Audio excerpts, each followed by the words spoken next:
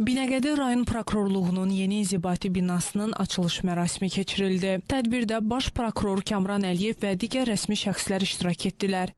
Məlumat verildi ki, istifadəyə verilən yeni inzibati bina prokurorluq əməkdaşlarının peşəkar fəaliyyətinin daha səmərəli təşkili, iş proseslərinin effektivliyinin artırılması və vətəndaşlara göstərilən hüquqi xidmətlərin keyfiyyətinin yüksəldilməsi məqsədi ilə müasir standartlara tam cavab verən infrastrukturla təmin olunub. Binada əməkdaşların rahat və funksional iş şəraiti üçün bütün zəruri texniki avadanlıqlarla təchiz olunan xidməti otaqlar, vətəndaşların qəbulu üçün xüsusi hissə, konfrans və iclas zalları yaradılıb. Eyni zamanda bina enerji səmərəliliyi və təhlükəsizlik baxımından da ən son tələblərə uyğun layihələndirilib. Əlavə olaraq qeyd olundu ki, yeni binada elektron prokurorluq informasiya sistemi də tam şəkildə tətbiq olunub. Bu sistem vasitəsilə sənəd dövriyyəsi rəqəmsal müstəvidə həyata keçirilir. İşin çevikliyi və şəffaflığı artırılır. İnzibati bina ilə tanışlıqdan sonra yeni binanın akt zalında iclas keçirildi.